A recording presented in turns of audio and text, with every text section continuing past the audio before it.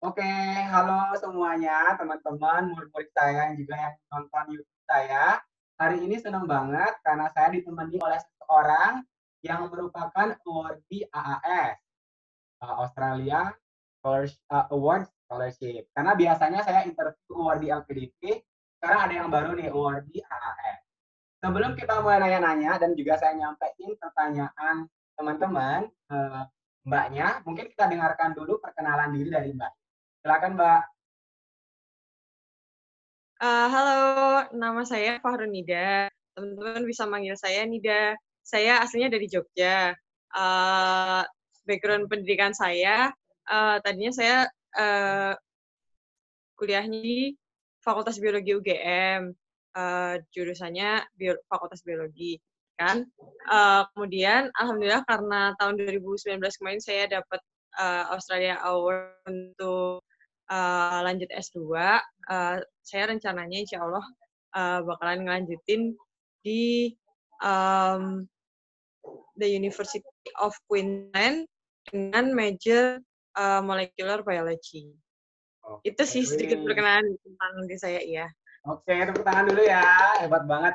Oke, pertanyaan pertama nih Mbak, kalau boleh tahu gimana sih proses atau tahapan seleksi AAS?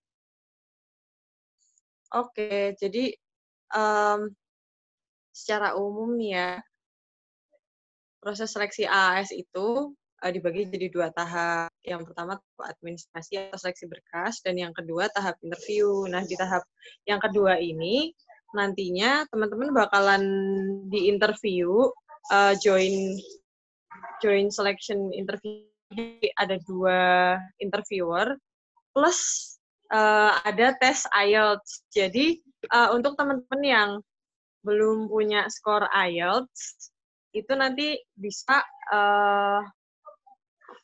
dapat tes IELTS gratis kalau teman-teman lolos ke seleksi sampai ke interview. Jadi kalau misalnya seleksi berkasnya teman-teman lolos, nanti terus teman-teman diundang interview, itu teman-teman bisa dapat tes IELTS gratis gitu. Enaknya kalau HAS Wah, kayak gitu enak ya ya. teman-teman. Tapi Ya, jadi ya. kalau selama pandemi ini gimana Mbak IELTS-nya nanti? Atau interviewnya gimana? Nah, kalau itu sih nanti mungkin mengikuti ya, karena kan AAS juga bakalan nyesuaiin semuanya ya, kayak misalnya deadline sekarang diundur jadi 30 Juni, harusnya April kan. Nah, itu kemungkinan besar kalau misalnya memang nanti tidak memungkinkan untuk interviewnya, mungkin bisa jadi nanti bakalan lewat online gitu. Misalnya kayak interview yang lain, misalnya lewat Skype. Kan biasa kan ada Iya, iya, iya. interview dan gitu. Tapi saya juga nggak tahu ya. Biasanya kalau Australia Awards sih nyesuaiin sih sama ininya, Kondisi. apa, ya kondisinya gitu. Kemungkinan IELTS-nya bisa jadi juga tes IELTS ini Waktu apa, Mbak waktu Mbak daftar AAS udah ada IELTS, Mbak? udah. Jadi Jadi emang apa, Australia Awards itu nanti kan kalau misalnya teman-teman dapet nih ya, kayak LPDP itu kan nanti ada PK-nya. Nah, kalau Australia Awards tuh semacam PK-nya itu persiapan keberangkatannya itu namanya kan pre-departure training ya.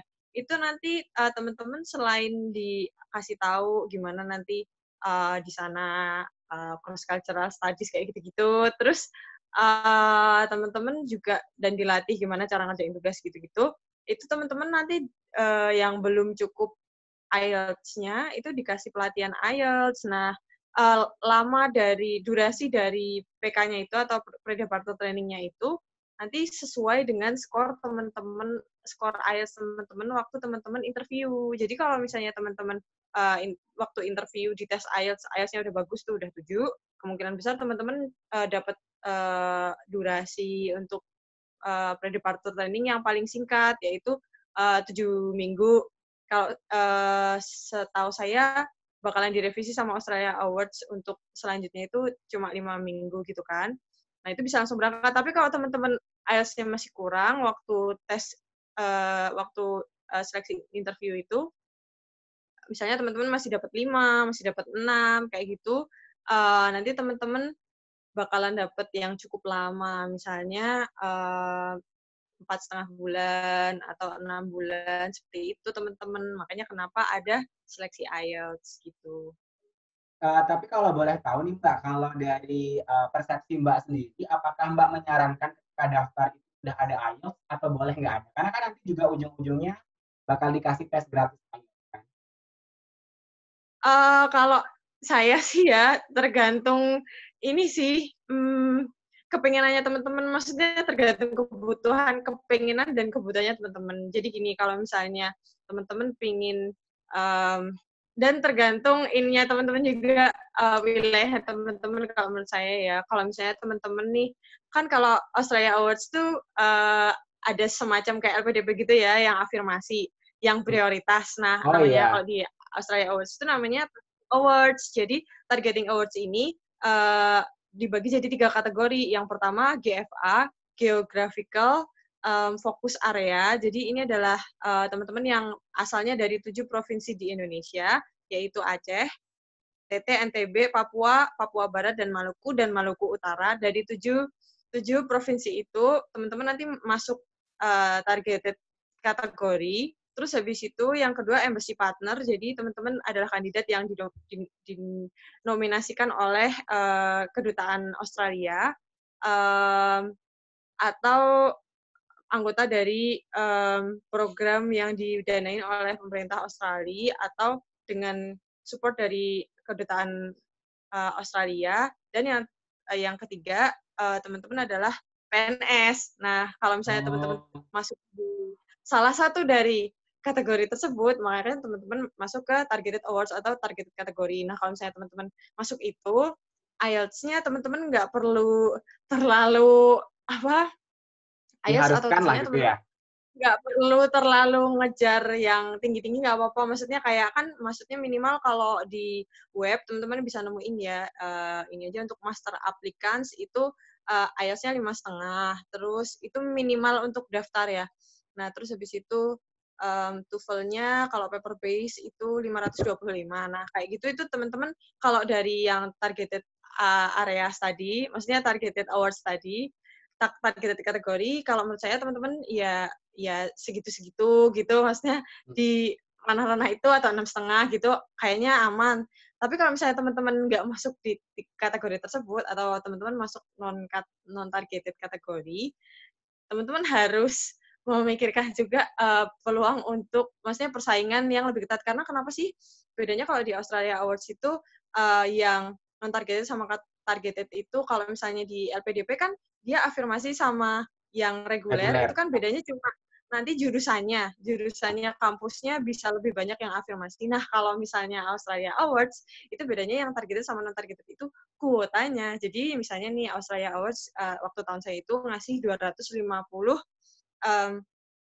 kuota untuk awardee tiap waktu tahun saya. Nah, dari 250 orang itu 70% awards itu akan dikasihkan di targeted kategori. Nah, makanya kan kalau misalnya Wah, teman-teman ya targeted kategori kan teman-teman punya chance lebih besar ya. iya iya. Nah, dan dari 70% yang 30% itu untuk non targeted kategori. Jadi teman-teman bisa mempertimbangkan sendiri, merenung kira-kira kalau misalnya teman-teman nih TOEFL-nya 6,5, terus yang non targeted kategori itu misalnya teman-teman non targeted kategori teman-teman daftar pakai 6,5, sementara saingannya teman-teman tuh 7,5 kayak gitu ayatnya. Iya Nah, iya kan iya. teman-teman harus ya kayak gitu.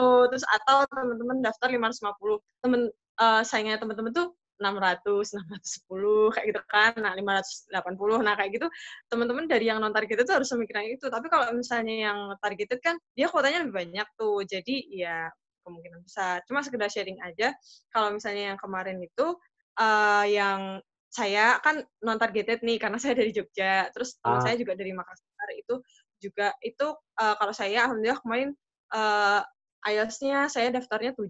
Kalau misalnya teman saya yang dari Makassar itu, dia juga non-targeted, itu dia TOEFL-nya 613.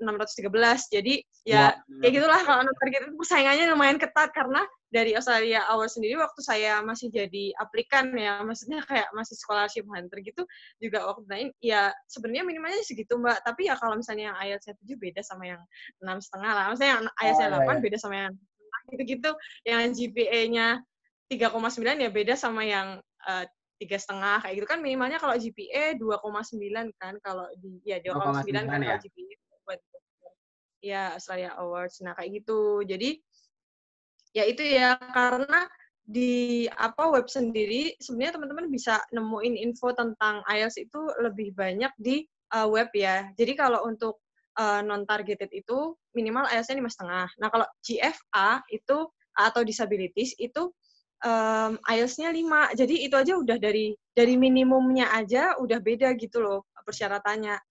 Yang non targeted 5,5, yang GFA sama disabilities itu 5 gitu. Dan IPK atau GPA juga teman-teman yang dari non targeted 2,9, yang dari dari GFA yang geographic fokus area tadi sama disabilities itu 2,75.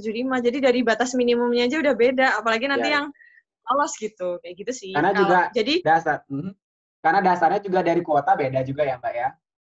Iya, jadi pertimbangan pertama itu kebutuhan. Maksudnya teman-teman boleh mau daftar yang kayak gimana aja, tapi kan teman-teman butuh untuk lolos. Nah, terus habis itu yang kedua, misalnya nih teman-teman udah, ya udahlah aku GFA kok, maksudnya geographic fokus area, nggak apa-apa lah aku rendah aja, maksudnya nggak usah tinggi-tinggi banget lah, nggak usah ngejar 7 atau 600 lah, kan toh juga kuotanya lebih banyak. Tapi teman-teman nih, nanti pas tes ini nggak mempersiapkan dengan baik dan nilainya segitu, terus dapat yang pelatihannya 6 bulan tuh. Nah, sedangkan teman-teman tuh pengen setelah dapat AS tuh dalam waktu 2 bulan udah langsung berangkat. Nah, kayak gitu, itu teman-teman mending ditinggiin. Karena kalau misalnya pas interview, teman-teman ada interview, dan pas interview teman-teman dapat IELTS-nya 7, gitu kan, walaupun teman-teman dari GFA, itu teman-teman bisa langsung masuk ke yang cepat ininya durasi pre-departure training-nya gitu. Jadi itu kepinginan teman-teman. Yang pertama kebutuhan, yang kedua kepinginan teman-teman, pengen yang berangkatnya cepat atau yang lama-lama aja. Nah, ntar santai gitu. Kayak gitu sih, terutama itu. Waduh, lengkap banget penjelasannya. Tadi juga secara nggak langsung Mbak Ninda udah jawab pertanyaan kedua saya mengenai syarat minimal untuk TOEFL dan IELTS. Ya, kita lanjut ke pertanyaan ketiga nih Mbak. Dari murid saya, apakah background D4 pariwisata juga bisa mendaftar? Jadi gini ya, teman-teman, kalau misalnya dari persyaratan, kalau setahu saya sih, kayaknya kalau saya diskusi sama teman-teman awardee yang lain, itu kalau misalnya D4 bisa ya, kalau D3 nggak bisa. Nanti teman-teman kalau misalnya ragu, bisa menanyakan langsung ke kontak helpdesk-nya AS gitu kan, kalau misalnya untuk ini. Tapi setahu teman-teman saya yang audi yang lain juga kalau D4 tuh masih bisa. Cuma kalau misalnya untuk jurusannya, itu teman-teman kalau mau daftar AS itu ada yang namanya di AS itu Priority Development Areas. Jadi jurusan yang teman-teman pinginin buat lanjut S2 nanti itu harus disesuaikan sama Priority Development Areas. Karena sebenarnya AS itu kan G2G scholarship. Jadi government to government scholarship yang lahir karena ada hubungan bilateral antara Indonesia dan Australia. Nggak kayak beasiswa. Jadi AS tuh bisa jadi nggak ada di negara tertentu karena nggak ada hubungan diplomatik gitu. Jadi pengennya AS itu orang-orang yang awardnya itu orang-orang yang bisa kontribusi ke Indonesia, yang kontribusinya itu sesuai dengan prokernya pemerintah Australia gitu. Jadi kan nguntungin Indonesia dan nguntungin Australia. Nah, gimana kita tahu prokernya Australia itu dari Priority Development Areas yang udah di set sama AS. Itu teman-teman bisa temuin juga di website nih kalau misalnya teman-teman pengen lihat kayak gini nih. Nah, tuh. Oh, yang ada 3 itu ya, Mbak ya? Ya, jadi Priority Development Areas itu nanti bisa ditemuin di web kayak gitu kan. Nah, kayak gitu ya. Oke. Nah, itu dia tuh yang pertama effective economic institutions and infrastructure, yang kedua human development for productive and healthy society, yang ketiga inclusive society through effective governance. Jadi kenapa Australia Awards itu juga membolehkan untuk teman-teman yang disabilitas untuk mendaftar karena ada inclusive society gitu kan. Nah, terus misalnya contohnya kalau yang human development sama healthy society itu kayak yang jurusan kesehatan itu, terus habis itu kalau yang sisanya kayak saya kayak gitu itu effective economic institution and infrastructure itu kayak ada natural resource management, climate change, agriculture, trade, economics. Nah, kalau misalnya jurusannya teman-teman nggak bisa nemuin ada di situ, saya kayak tourism, nah itu teman-teman tinggal bisa nggak ngehubungin sama uh, sektor yang ada di situ gitu. Karena misalnya dosen saya yang award GIS juga, dia kan geodesi itu. Kan nggak langsung ada di situ tulisannya geodesi, tapi beliau bisa nyangkutin sama priority fields of study-nya gitu. Jadi di situ sih teman-teman bisa nyambunginnya, ngehubunginnya atau enggak gitu. Kalau misalnya teman-teman bisa, ya berarti teman-teman bisa daftar. Tapi kalau misalnya teman-teman ngehubunginya itu juga selain priority fields of study sama jurusan kampusnya, nanti di daftar kampus yang dibiayai oleh Australia Awards itu juga udah ada di webnya, itu di Craikos nanti. Pokoknya semuanya kalau misalnya teman-teman masuk ke webnya AS, terus langsung buat akun, terus mau daftar berkas itu, ngisi form online-nya itu nanti semua udah ada handbook-nya, udah ada guide-nya gitu. Teman-teman nanti bisa explore di situ gitu. Termasuk universitas-universitas, jurusan-jurusan yang didanain sama AS gitu. Jadi di situ kalau misalnya teman-teman bisa ngehubungin, termasuk kontribusinya teman-teman juga tahu, ya berarti teman-teman bisa daftar. Tapi kalau enggak, mungkin AS bukan jurusan yang teman-teman cari. Maksudnya bukan beasiswa yang pas buat teman-teman. Teman-teman masih bisa apply banyak banget beasiswa lainnya. Saya kayak Lengkap ya infonya di webnya ya, Mbak ya. Oke. Itu sih. Selanjutnya nih, Mbak, kalau teman-teman saya juga ingin tahu nih, kenapa sih Mbak pilih AS? Padahal kan beasiswa tuh ada banyak. Kenapa AS? Jadi gini ya, teman-teman.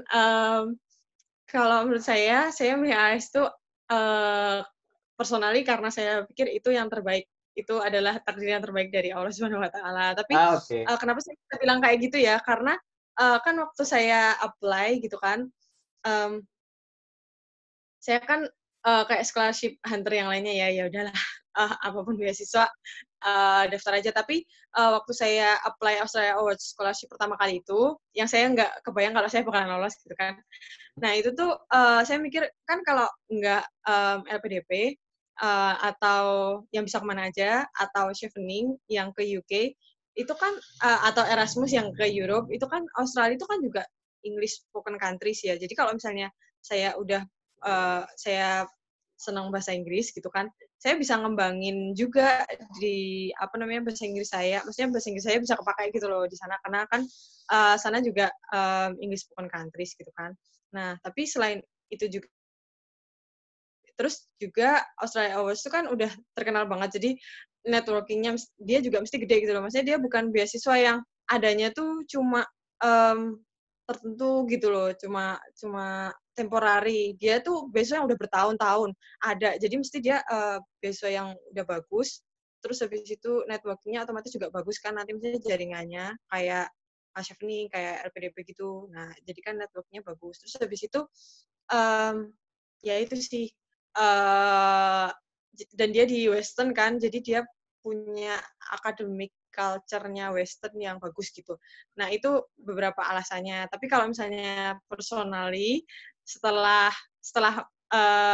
saya daftar, kemudian berbagai macam hal sudah terjadi gitu kan, Berbagai macam drama saya ya, tuh Mbak ya. ada personal case-nya kayak gini. Jadi waktu saya daftar beasiswa ini, saya tuh lagi harus riset di Edinburgh. Nah, karena keberangkatannya beasiswa saya itu tabrakan sama jadwal saya lagi riset di sana. Jadi beasiswa pertama yang saya dapetin itu kan saya dapet Turki Bursary ya. Itu tidak mengizinkan saya untuk request late arrival, sementara Australia Awards itu kan waktu saya sampaikan gitu saya udah menyampaikan sejak interview gitu. Nanti kalau misalnya saya harus sedang riset waktu itunya datang, saya gimana? Nah kan Australia Awards alhamdulillah ada pre-departure training itu dulu kan. Nah jadi saya diplot di pre-departure training harusnya saya masuk yang 7 week jadi yang 4,5 bulan. Jadi kayak gitu. Jadi alhamdulillah ya udah mungkin yang terbaik emang ini gitu dari Oh, Allah gitu. Terus habis itu setelah saya daftar, maksudnya setelah saya jadi awardee, ternyata emang Australia Awards tuh ada banyak kelebihan lainnya. Misalnya kayak dia ada pelatihan uh, akademiknya dulu. Jadi namanya English for Academic Purpose itu. Teman-teman nanti dikasih pelatihannya waktu pre-departure training sebelum berangkat dan setelah di sana. Jadi teman-teman setelah sampai di Australia nanti teman-teman ada namanya IAP Introductory uh, Academic program gitu. Jadi teman-teman tuh dilatih gimana caranya ngerjain tugas. Karena di Australia itu kan mesti terkenal dengan assignment-nya yang kita tuh nggak familiar gitu sama critic and debates yang emang itu tuh budaya akademiknya sana gitu kan. Nah, teman-teman diajarin gitu. Kalau dari beasiswa lain belum tentu dapat. Nah, itu salah satunya. Terus habis itu teman-teman namanya bisa apa Mbak tadi Mbak yang setelah sampai di Aussie dapatnya apa pelajarannya? jadi di AUSI namanya IAP, Introductory Academic Program. Nah, kalau Oke. sebelum berangkat, teman-teman juga dikasih namanya IAP. Jadi, yang satunya pakai IAP, Ah, yang satunya IAP. Jadi, yang oke. saat itu English for Academic Purpose. Itu yang sebelum berangkat, waktu pre-departure training. Setelah sampai di sana, teman-teman dapat lagi namanya AP. IAP. Ah, Pokoknya tulisannya kalau bahasa Indonesia EAP sama IAP IAP ya. gitu. Oke. Nah, itu pokoknya teman-teman dapat pelatihan itu kan buat ngerjain tugas kayak gitu-gitu. Jadi itu sangat membantu. Terus habis itu minimal yang kita nggak shock culture lah sama apa tugasnya mereka. Terus habis itu teman-teman saya merasa bersyukur banget saya bisa part of um, Australia Awards karena di situ ada uh, apa namanya Australia Awards tuh ngajarin kita inclusive society. Jadi bersama teman-teman disabilitas yang lain tuh kita bisa kayak termotivasi juga mereka yang disabilitas aja misalnya vision impairment kayak gitu. Nah, itu mereka tetap bisa belajar IELTS bareng kita yang kayak gini gitu. Jadi itu motivasi kita banget dan bikin kita banyak bersyukur gitu. Terus habis itu sama yang lain-lain, misalnya kayak um, apa uang sakunya kayak gitu-gitu terus Oh boleh iya. dihabisin lagi Oke. dari situ Berarti kalau juga boleh tahu jadi Mbak banyak Nidan sih ini coba AAS sekali doang langsung dapet ya? alhamdulillah iya sih Oh iya, tapi itu hebat banget ya. setelah saya nggak lolos LPDP 2 kali dan beberapa beasiswa yang lain jadi Oh, ya saya nggak oke, tahu mas mantap kenapa mantap saya ya. LPDP nggak pernah lolos ya jadi ya udahlah alhamdulillah ada HS. Oke nih Mbak, kalau misalnya dari kenapa pilih AS tadi sudah dijawab. Kalau dari segi kenapa pilih universitas dan jurusan tersebut? Mungkin sebelum spesifik banget, Mbak boleh kasih tahu nggak tipsnya gimana sih pilih universitas dan jurusan yang tepat nih untuk teman-teman nanti? Oke, jadi kalau misalnya alasan saya pribadi, kenapa saya milih UQ dengan jurusan molecular biology, karena saya kan UQ itu yang paling bagus, kampus paling bagus yang untuk jurusan molecular biology. Dan kenapa saya milih biologi molekuler itu karena emang saya tuh pinginnya, saya kan jurusannya biologi, saya tuh fokus risetnya itu pinginnya tentang renewable energy. Jadi saya tuh ngembangin micro alga gitu yang untuk memproduksi energi terbarukan, namanya biofuel. Nah, biofuel itu saya pinginnya kalau mikroalga saya itu saya edit gennya biar dia bisa ngasilin minyak lebih banyak gitu. Nah, itu makanya saya butuh skill dari biologi molekuler kayak gitu. Makanya saya pilih itu dan hubungannya sama priority development areas-nya itu saya di natural resource management karena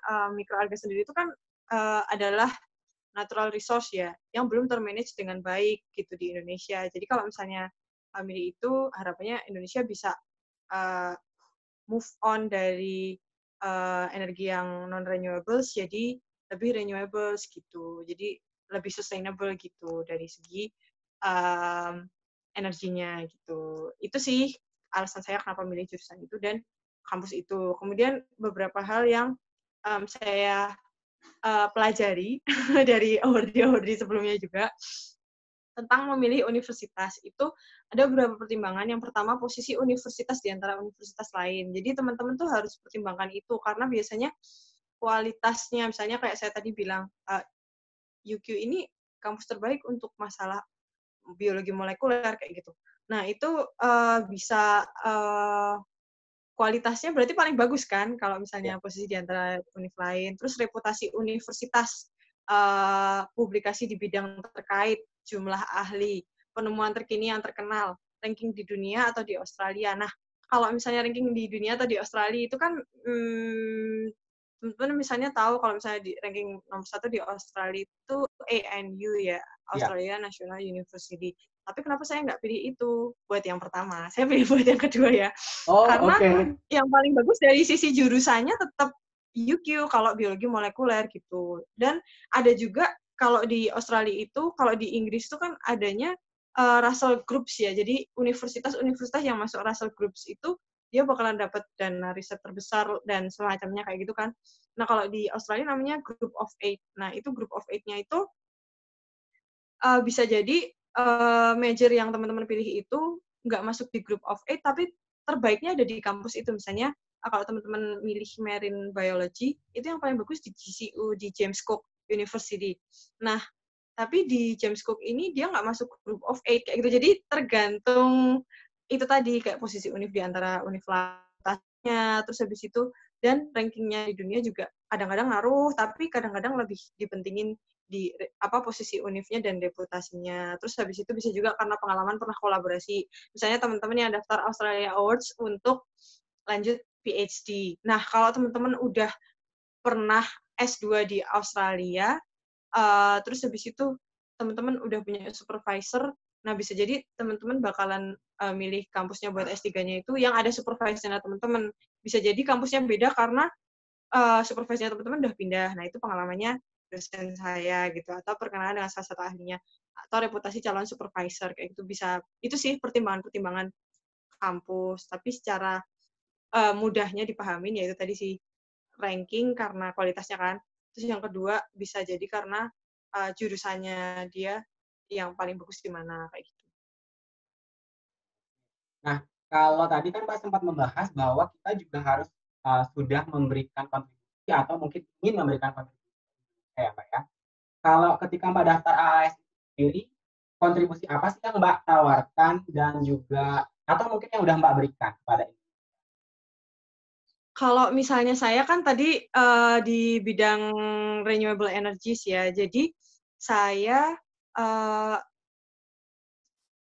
kontribusi yang ke depan yang saya rencanain saya pingin bisa lakuin itu buat Indonesia itu yaitu ngembangin mikroalganya itu supaya proporsinya itu lebih banyak, lebih bisa meningkat gitu loh. Kita Indonesia mengkonsumsinya itu lebih ke yang renewables dibandingkan yang non-renewables. Itu kontribusi jangka panjangnya ya gitu. Jadi saya pengen ngembangin natural resource yang belum termanage dengan baik itu untuk pengembangan renewable energinya di Indonesia supaya energinya itu sustainable gitu kan.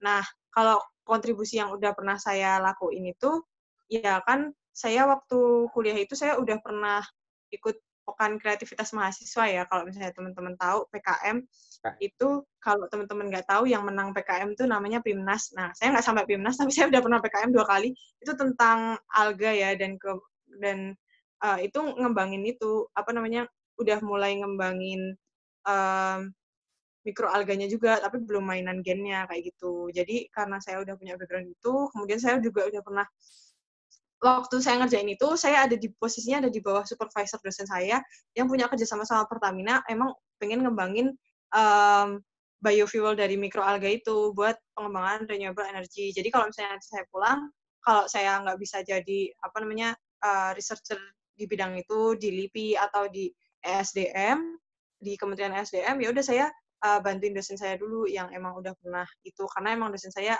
konsepnya di situ kan. Jadi kayak tapi kalau dosen kan teman-teman ngerti sendiri biasanya udah sibuk ngajar jadi dia lumayan susah untuk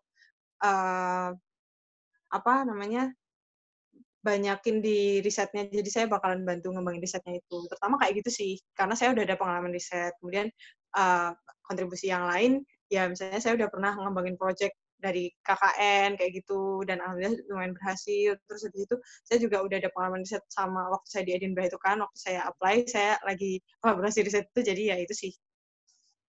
Wah, oke, keren, keren, keren, Mbak. Terus ketika Mbak mendaftar nih, kalau mungkin setahu saya LPDP itu akan lebih baik kalau Mbak udah ada judul tes yang akan dikerjakan. Nah, Mbak mendaftar itu juga mengajukan nggak kira-kira judul atau nggak penelitian apa yang Mbak akan kerjakan? Kalau di AAS ya, Mas. Hmm. Oh ya, kalau di AAS. Kalau misalnya di AAS itu, kan nanti ada beberapa macam pendaftar. Yang pendaftar yang pertama, pendaftar PhD. Pendaftar yang kedua, pendaftar master. Nah, master ini ada 2 macam kan, master by coursework, ada yang master by research. Ya. Nah, kalau teman-teman masuk yang PhD dan master by research, itu teman-teman udah harus ada proposal riset. Karena nanti di web itu ada requirement buat kalau teman-teman milih dua kategori tadi, salah satu di antara 2 kategori tadi, teman-teman harus ngisi proposal risetnya. Tapi kalau misalnya teman-teman apa namanya Master by masuk yang coursework, tapi teman-teman tetap mau ngisi proposal riset, ya nggak apa-apa. Teman saya juga ada yang kayak gitu kan. Terus habis itu cuma kan jadi capek ya, tapi ya udah Iya, nggak iya, apa-apa iya. gitu.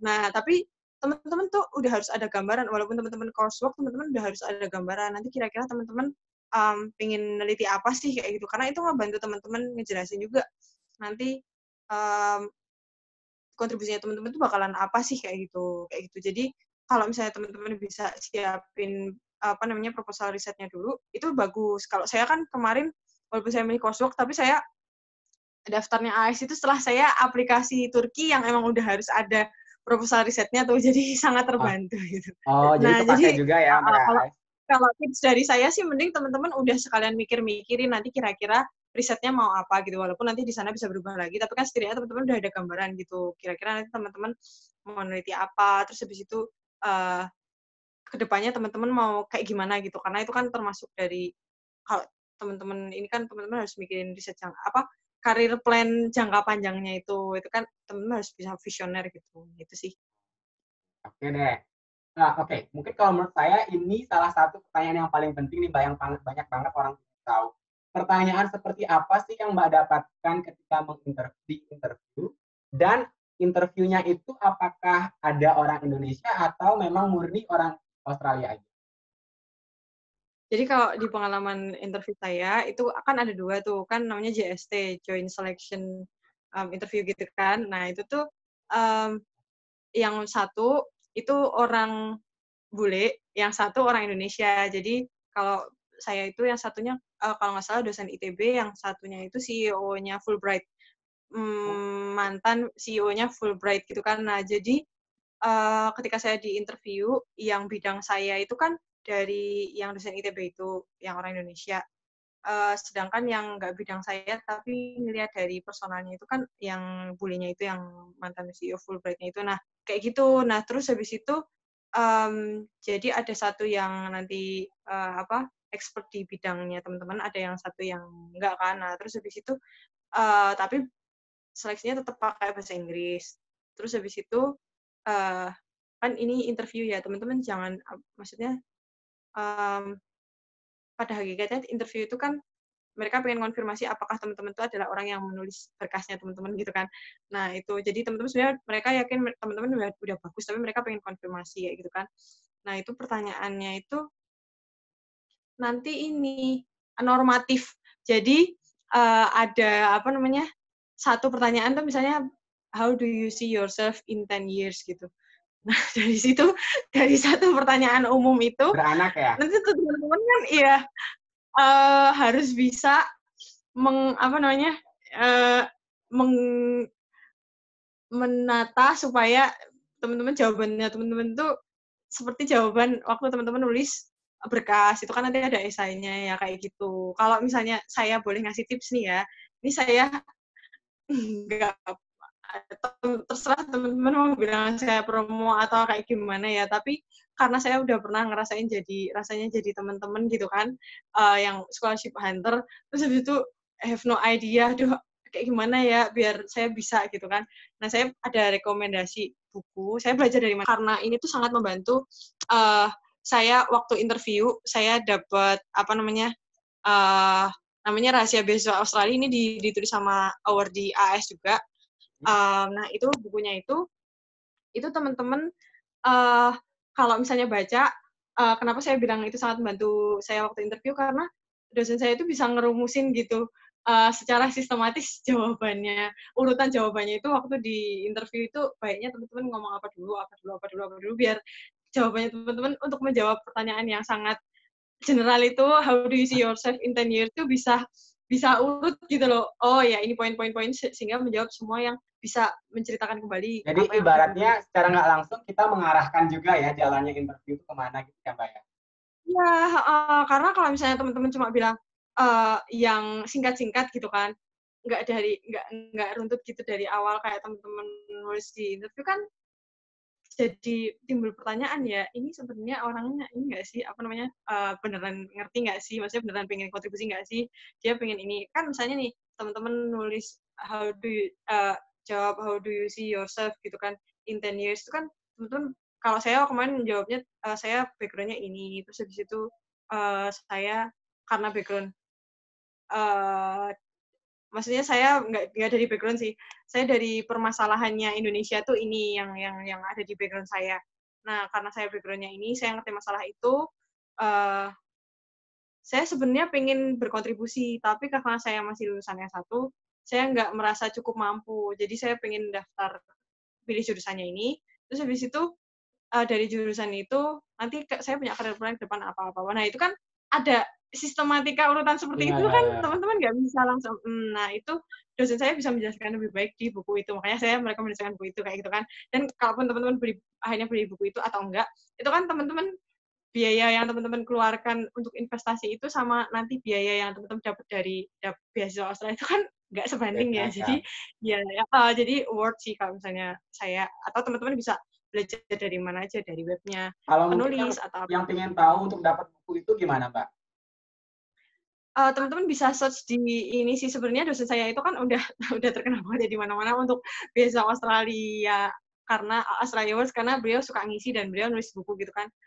Namanya, bukunya itu teman-teman bisa nyari pengarangnya, Imada Andi Arsana, atau dari judul bukunya Rahasia Beasiswa Australia, karena bapaknya ini juga, dosen saya ini juga udah punya kayak semacam, mini akademi gitu, namanya Mini Academy. Itu, yang khusus buat ngefasilitasin teman-teman, entah teman-teman mau ikut seminarnya beliau untuk tahu tips-tipsnya Australia Awards, atau teman-teman mau beli bukunya dari situ, dari webnya kayak gitu. Jadi teman-teman bisa searching itu sih, antara namanya Pak Imada Andi, atau judul bukunya Rahasia Beasiswa Australia, atau dari Mini Academy itu sih, teman-teman bisa nyari sendiri. Makanya saya nggak bilang saya promo kan, karena Hmm. itu cuma salah satu platform. Teman-teman bisa juga Ini di saran aja webnya ya Pak Imada sebenarnya Mbak ya. Andi.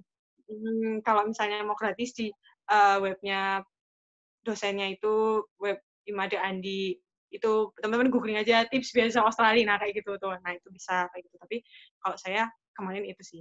Terus habis itu ada lagi, setelah setelah menjelaskan panjang lebar tentang how do you see yourself in 10 years itu tadi, yang Hah? satu pertanyaan tuh bisa mewakili, mayoritas dari, interview teman-teman, itu saya dapat pertanyaan lagi tuh, jadi role-nya teman-teman itu apa yang teman-teman pingin jalankan ketika teman-teman nanti udah disekolahin gitu. Misalnya kalau saya itu kan, apakah saya kan peneliti, apakah saya itu peneliti yang udah langsung ngembangin produknya, atau peneliti yang masih di awal gitu, kayak misalnya teman-teman tahu sekarang COVID-19 gitu kan, itu kan, ada peneliti-peneliti yang ngembangin di tahap awalnya, jadi kayak baru tahap vaksin itu, vaksin yang awal-awalnya itu kayak gimana sih, neliti dulu gennya dia apa, terus habis itu, karakternya dia seperti apa. Ada juga peneliti yang nanti udah di output-nya, di hilirnya, di hulu atau di hilir. Di hilir tuh udah langsung nyetak vaksin, distribusi. Nah, itu kan beda-beda penelitian. Teman-teman role-nya di apa? Atau awardee yang lain itu misalnya, dia di BPOM gitu, dia pengen kalau udah balik, udah disekuolahin balik, terus, nerusin di BPOM gitu, dia pengen jadi apa? Apakah dia pengen jabatan struktural atau dia pengen di expert-nya. Jadi, staf ahlinya aja yang lebih ke riset atau dia lebih ke struktural. Nah, yang kayak gitu tuh bisa ditanyain sih di interview. Oh, Jadi itu sih. Heeh. oke nih Mbak. Untuk setelah nanti Mbak selesai kuliah, jadi kan Mbak selesai kuliah 2022 ya? 2000 berapa Mbak? Duanya. Jadi gini ya, untuk keberangkatan saya itu, Hmm. karena kan ada COVID-19 ini ya, kan qadarullah emang udah ditakdirkan seperti itu. Jadi harusnya tuh saya dan teman-teman saya yang dapat beasiswa Australia di 2019 tuh ada yang udah berangkat, yang 7 week tadi, yang 9 week itu udah pada berangkat, udah di sana. Dan terkena lockdown di sana, ada yang kayak kami yang 4,5 bulan dan 6 bulan tuh, makanya teman-teman kalau dapat yang lama ya kayak gitu kos-kosnya. Dan 9 bulan tuh belum berangkat, dan harusnya kan kami dijadwalkan berangkat bulan Juni, yang 4,5 dan 6 bulan predeparture training itu dijadwalkan bulan Juni besok. Cuma karena masih ada situasi seperti ini, lockdown dan sebagainya, visa nggak bisa. Jadi kami itu semuanya di-defer ke tahun depan bulan Januari. Nah, Januari itu 2021 kan berarti. Jadi nanti kemudian sampai 2022 gitu. Sampai Oh bulan berarti Desember 2022. pembekalan bahasa itu adanya di Australia, Mbak? Enggak, di Indonesia Oh di dan di Indonesia. di Indonesia ya, di Indonesia. Nanti kalau misalnya di Australia itu cuma tinggal akademiknya aja. Jadi kayak ngulang gitu loh, akademiknya 2 kali. Kalau pelatihan pembekalan bahasanya itu di Indonesia. Oke. Nah nanti ketika Dan Mbak sudah durasinya itu lulus, sesuai skor IELTS teman-teman. uh, nanti Mbak ketika lulus 2022 nanti, apakah ada ikatan tersendiri dengan Australia? Artinya apakah harus mengabdi ke Australia atau gimana? Oh iya, ya insya Allah kan tadi saya udah nyebutin ya kalau misalnya nanti lulus, berangkat insya Allah, terus habis itu lulus juga dari sana, itu tuh kalau Australia Awards sendiri tuh nggak ada ikatan. Jadi nggak ada keharusan, tapi kalau misalnya teman-teman mau lanjut, nggak pakai AS gitu, PhD-nya kalau teman-teman mau langsung gitu. Jadi misalnya teman-teman mau langsung lanjut S3 bisa, tapi pakainya bukan beasiswa Australia Awards gitu. Misalnya kalau misalnya Australia Awards tuh atau teman-teman jangan lanjutnya di Australia gitu, karena emang di kayak ada semacam 2 tahun, 2N+1 gitu, itu teman-teman nggak boleh balik ke Australia dulu. Takutnya teman-teman nanti lulus, kalau misalnya nggak ada kayak gitu, terus teman-teman lulus, lanjut di sana, nah nggak jadi kontribusi di Indonesia kan, kayak gitu. Terus Oh malah jadi jadi kalau bebannya pemerintah. Mbak kan 2 tahun ya, Tapi nggak, berarti Mbak 5 tahun nggak boleh ke Aussie. tapi kan maksudnya kalau misalnya teman-teman pakai beasiswa lain di negara lain kan teman-teman bisa. Jadi nggak ada ikatan teman-teman harus kayak gimana-gimana gitu. Itu nggak boleh ke Aussie-nya termasuk untuk liburan nggak boleh Mbak? Boleh, maksudnya buat buat kerja, buat lanjut itu kalau setahu saya tuh um, kita nggak boleh apa ya, kerja lanjut kayak gitu tuh setelah kita Oh, didanain pakai Australia Awards gitu loh. ini harus balik lagi. Ya, oke. Mm. Kita menuju ke pertanyaan terakhir Atau Mbak. Kenapa? ya, itu antara antara kita nggak boleh ke sana atau kita nggak boleh daftar Australia Awards ya. Jadi nanti teman-teman konfirmasi lagi di helpdesk-nya, karena itu sebenarnya bukan masalah yang besar sih, tapi uh, itu bisa jadi pertimbangan teman-teman juga gitu. Kalau soalnya dosen saya juga lanjut S2 S3-nya di Australia kan sama-sama, tapi mungkin uh, beasiswanya bukan Australia Awards kayak gitu. Jadi teman-teman nanti cek lagi deh ininya di helpdesk A-nya AS gitu tentang itu. Tapi kalau setahu saya tuh sebenarnya nggak ada ikatan apa-apa kayak gitu. Oke, oke Mbak. Kita menuju ke pertanyaan terakhir nih Mbak, yang banyak orang juga ingin tahu. Kira-kira tips dan triknya Mbak Nida sendiri gimana melewati, oke pertama mungkin melewati administrasi, terus kedua melewati interview gimana? Oh iya, kalau misalnya tipsnya yang udah saya jelasin sebelumnya tadi, yang teman-teman tahu adanya targeting awards, tahu adanya priority Ya. development areas, itu udah itu penting ya. Terus habis itu jadi kan teman-teman tahu kuotanya dan tahu kesesuaiannya. Nah, selain itu kalau saya boleh uh, kasih saran, itu teman-teman harus mikirin yang namanya linearitas. Jadi linearitas antara background-nya teman-teman, entah S1-nya, entah kerjaannya teman-teman, itu nanti relate ke jurusan S2 yang pengen teman-teman propose untuk didanain Australia gitu buat lanjut S2-nya atau S3-nya. Kemudian sama karir plan-nya teman-teman. Nah, itu harus linear gitu. Karena kalau misalnya nggak linear tuh banyak yang gagal. Kalau misalnya teman-teman linear tuh itu sangat bagus dan AS suka yang kayak gitu linear karena itu lebih mudah untuk dicek itu tuh reachable nggak sih buat teman-teman kayak gitu. Itu memudahkan teman-teman untuk berkontribusi. Makanya AS lebih suka yang kayak gitu. Itu yang pertama. Terus habis itu linearitas. Terus yang kedua, kalau seleksi berkas kan dari esai ya, statement of purpose sama CV ya. Jadi teman-teman kalau misalnya masih aplikan yang masih kuliah S1 sekarang, build your CV. Kalau teman-teman udah lulus juga build your CV gitu kan. Karena itu Australia Awards itu dasar seleksinya itu dari Principle of Merits and Equity. Jadi akademik dan kesetaraan gitu. Oh ya, salah satu kuotanya lagi itu cowok cewek itu sama. Jadi misalnya nih teman-teman tuh ada 50 orang. Nah, kuotanya 20. Misalnya teman-teman tuh udah tercapai yang ceweknya itu udah 10 orang. Sisanya itu nanti bakalan nyarinya cowok semua. Walaupun masih ada kandidat-kandidat cewek Walaupun kandidat yang ceweknya bagus. itu mungkin lebih bagus daripada yang cowok, tetap aja nggak dapat, Mbak. Iya, karena Oh Australia Awards itu gitu.